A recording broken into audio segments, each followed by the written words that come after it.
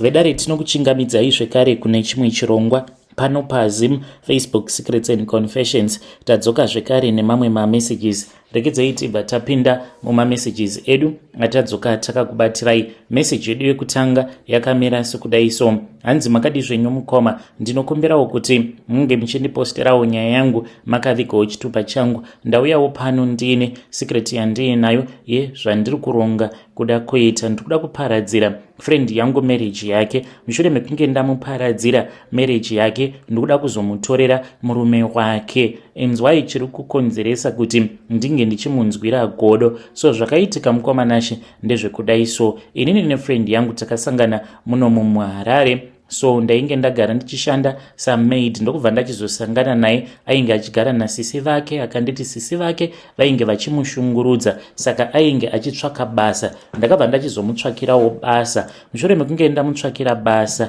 ino ndainge ndagara ndiine maproblems andainge ndichisangana nawo uko kwandainge ndichishanda before this. Ndipo apo paakabva achizonditi, kwewo why uchingogara uchiti unenge uine mastresses? Ndikabva ndati the reason as to why ndichingogara ndiine mastress, it was because of murume wamadam boss vangu aingoti kana mukadzi wacho asipo aibva atanga kundiudza kuti anondida, achinditi yeye une body structure yakanaka, ndoda kukuroora. Kunyange zvikanzi ndaita vakadzi vaviri zvinenge zviri nani kuti ndinge ndichinzi ndaita vakadzi vaviri, because I don't want to lose a woman like you. Saka ndainge ndichiramba ndichimuudza kuti ndainge ndisingazvikwanisi izvozvo because ndiri munhu anonamata. So mukomanashi ndakabva ndachizoudza friend yangu, akabva ati kwandiri, iwe wakapusa, chitongodya munhu uyu mari. So ndakabva ndachizotanga kudanana nabosi vangu, then madam boss vakabva vachizozviziva but vaingosuspekta chete, vakabva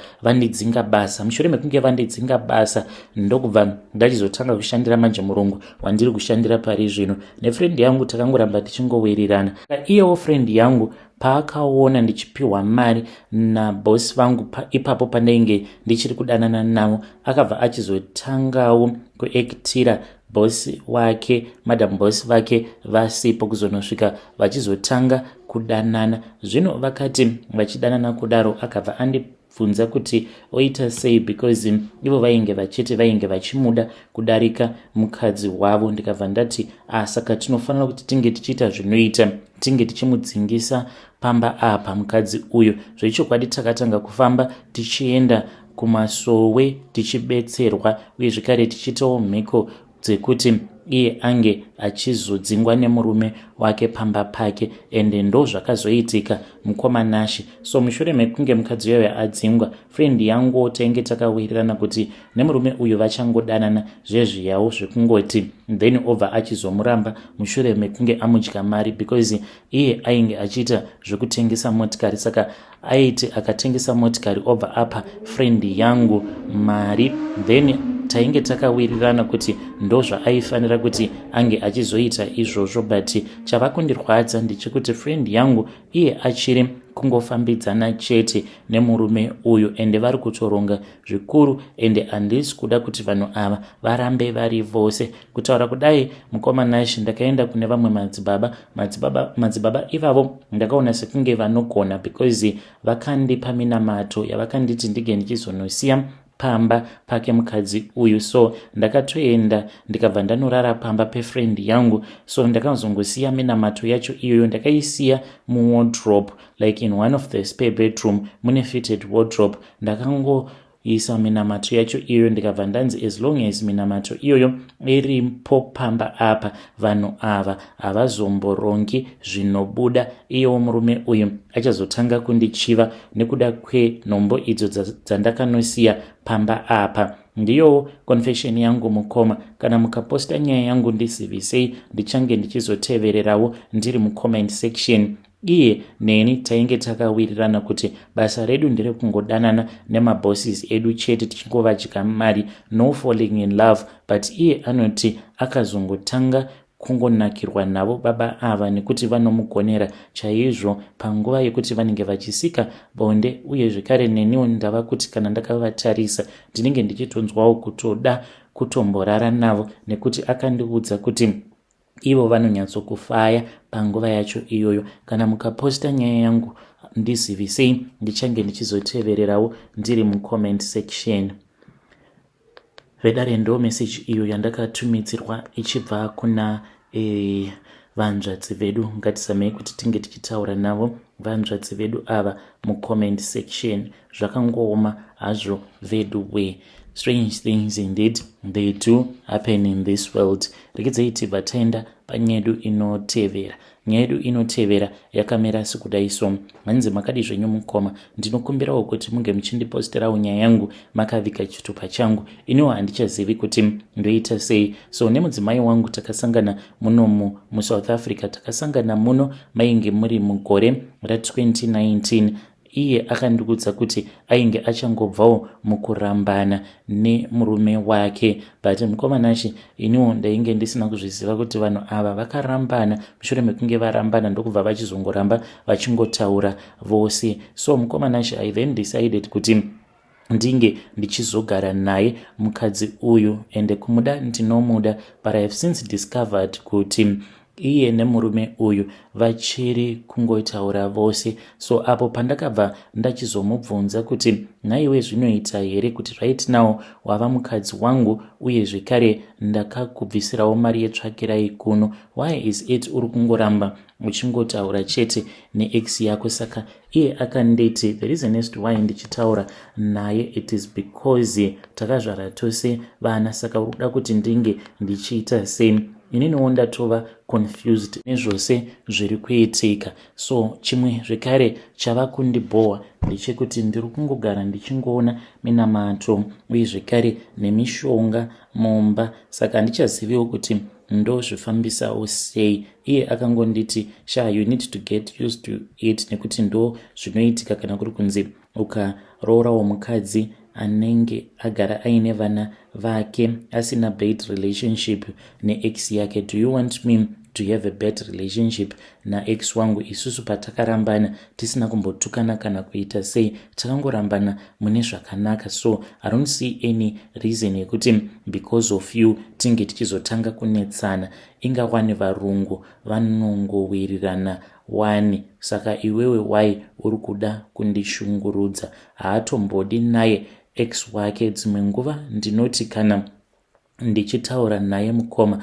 anongokaruka ava kutondikompea naex wake achiti izvezvizvi dai vanga vari baba junior vangadai vasiri kumbopopota. Hadzisi nyaya dzekuti semurume ungaswera uchipopotera nyaya dzakaita saizvozvo, always being compared to another man. Kana mukaposta nyaya yangu ndiziviseiwo, ndichange ndichizotevererawo ndiri mucomment section. Vedare ndo message iyo yandakatumidzirwa ichibva kuna vanzvadzi vedu avo. Ngatizamei kuti tinge tichitaura navo vanzvadzi vedu ava mucomment section. Rekedzei tibva taenda panyedu inotevera. Nyedu inotevera yakamira sekudai so.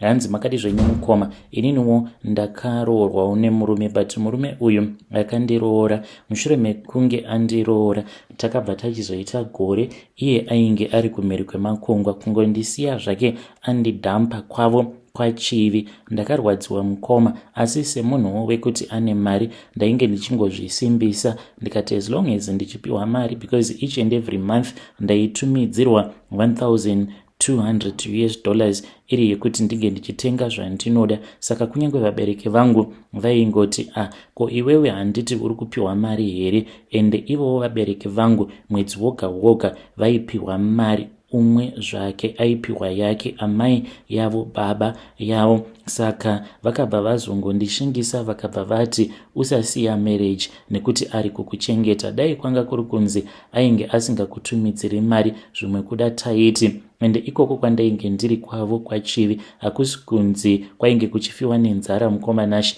Kana paine mari vanhu kunetsana kwenyu kunoita kushoma. So akabva achizodzoka mukoma, akarova gore rose apa tainge takangorara tose. I think it was only 2 times ndokubva achizoenda kumheri kwemakungwa. I was very faithful to him. Ndokubva ndamirira murume akazoti adzoka tainge tichitogara tose. Takagara tose mukoma for more than 3 months. Munhu asingandibati, asingaite same. Ndakazosvika pakuzozvidzidzisa kuti munhu wemunhukadzi unozvibatsira sei, because ndainge ndagarisa apa worst of all ndainge ndava kugara nemurume asingadi kana kukubata. Wainyatsokutoona kutoti murume uyu ari kutonzwa kutoda kutorara nemukadzi, but kumubata kudai so aita dzimwe hasha dzekuti waishaya kuti zvino woita sei. So ndakazongosiyanawo nazvo, then akabva achizoti one day mushure mekunge ndapopota ndikati zviri nani kuti ndinge ndichienda. Akabva anditi it is fine,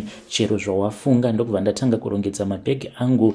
Ndainge ndiine kamari kandainge ndakasevha, uye zvekare in secret ndainge ndakazotanga kabusiness, because ndaiti mwedzi woga woga kana akanditumidzira mari ndaikwanisa kungoshandisa kana 100, dzimwe nguva less than that, imwe yose ndaipa amai. Ndokubva tachizotanga kabusiness. Zvinhu zvainge zvichitofaya asingazvizivi, but ipapo mukomanashi ndakati ndichida kunobuda ndakapererwa, because akabva anditi kashopu kaikai kamakavhura kaikai muchishandisa mari yangu, aikuti kana iri mari yangu ndinoita zvandinoda nako kashopu ikako, ndinokwanisa kuti kange kachingotobvira izvezvizvi. Une nharo here? Ndakavhunduka, because munhu uyu ainge asingatombozvizivi kuti naamai tainge tiine shop yedu yatainge takavhura. So akabva achizonditi usaenda mukadzi wangu, because ndikuda kutaura newe. Takagara pasi mukoma. That was when I received the shock of my life.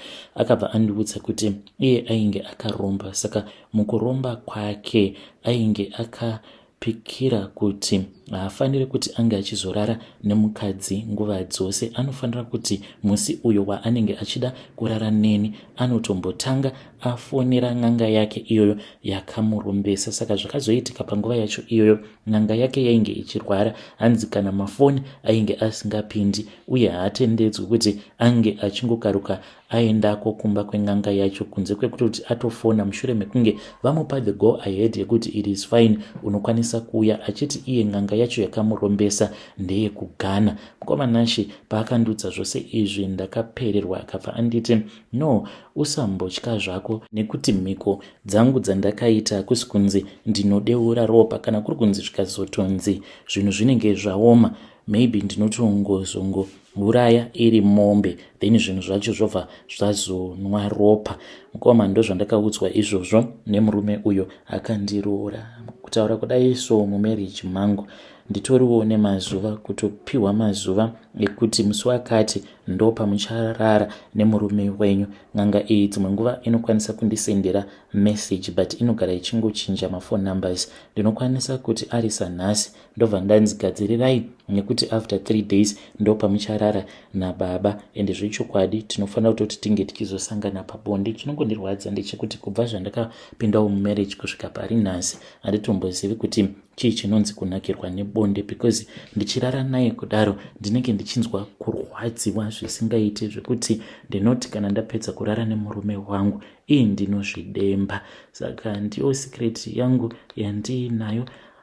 Kubuda mumarriage handifunge hangu kuti marriage ndichaisiya, because paari mukomanashi ndipowo pandinotoraramira, uye zvekare ndo panoraramirawo mhuri yangu yose.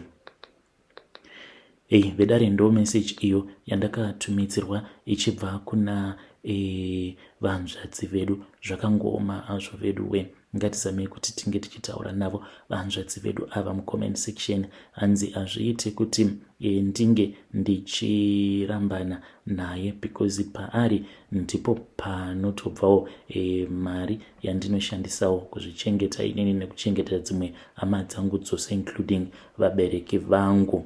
Strange things indeed they do happen in this world. Rekidzai tibva taenda panyedu inotevera.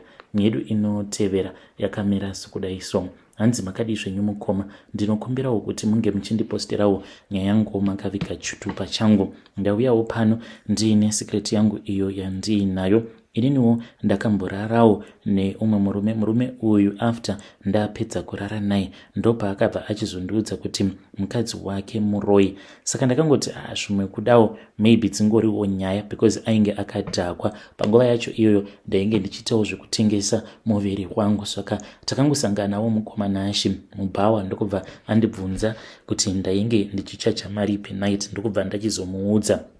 Takati tapedza kurara tose ndopa akabva achizondiudza kuti iye ainge akaroora mukadzi anoroya. Ndikangoti zvimwe kuda ainge achingotaurawo kutaura kwemunhu akadhakwa. But until today mukoma handichazivi chinonzi period. Kubva ipapo pandakarara naye murume uyu kusvika pari nhasi handina kana kuzombogara ndakaenda kumaperiods zvekare. Hei, vedare ndo message iyo yandakatumidzirwa ichibva kuna vanzvadzi vedu avo. Hanzi ndaimboshanda ndichiita basa rekutengesa muviri wangu muHarare, asi ndakazosiyana nazvo mushure mekunge ndarara hanzi nemurume iye uyo akandiudza kuti mudzimai wangu iye muroyi. Strange things indeed they do happen in this world. Rekedzai tibva taenda panyedu inotevera. Nyedu inotevera yakamira sekudai so. Hanzi makadi zvenyu mukoma, ndinokumbirawo kuti munge muchindiposterawo nyaya yangu makavika chitupa changu. Ndauyawo pano ndiine confession yangu iyo yandiinayo. Ndinoda kureurura kuti ndakagadzirawo mudzimai wangu. Zvakaitika mukoma ndezvekuti nemudzimai takati tanetsana ndokubva ndachizongonzwa zvichinzi vakaenda kuJoni. Ndikati it is okay. Ndainge nditori mubishi rekuti ndige ndichiunganidza mari because zvakakonzeresa kuti marriage yangu nemudzimai wangu inge ichizosheka. It was because ndainge ndadzingwa basa ndichiri pakati pekutsvaga mari. Ndo pandakabva ndachizonzi naamainini munin'ina wemudzimai wangu dai masiyana nazvo zvekuvatevera sisi. Saka inini ndakangozviudza kuti inini mukadzi wangu ndiri kumutevera. Kwamanhashi ndipo apo pandakabva ndachizotevera mukadzi ndikazotowana kuti mukadzi wangu ainge ava kugara neumwe murume. Ndakarwadziwa mukoma ndokubva ndachizodzoka kunoku kuZimbabwe. So ndakati ndadzoka kunoku nekuda kwepaini ndakabva ndazoenda kun'anga. I regret hangu zvandakaita, but ndaendako kun'anga mukoma ndakabva ndachizopiwa mucheka. Ndakanzi ndinge ndichitenga nebakatwa wainge uri mucheka wered. Ndikanzi ndinge ndichienda nawo pakati pesango. Ndikabva ndachizoita saizvozvo ndokubva ndachizongozvisiya zvinhu izvozvo ikoko. Pana kana kuzombopera mazuva vakazoti vava kunetsana ndokubva achizobayiwa nebanga nemurume iye waainge ava kugara naye. So kubva ipapo kusvika pari zvino ndinongonzwa zvichinzi murume wose waanenge agara naye vanozopedzisira vava kunetsana. Hamene kuti akabayiwa nemapanga kangani nevarume avo vacho ivavo vaanenge achigara navo kuJoni. Ininiwo ndichiri ndakangomirira kuti ange achidzoka kwandiri. Vedare ndo message iyo yandakatumidzirwa ichibva kuna mukoma vedu avo. Ngatizamei kuti tinge tichitaura navo mucomment section. Strange things indeed they do happen in this world. Zvakangoma hazvo vedu we.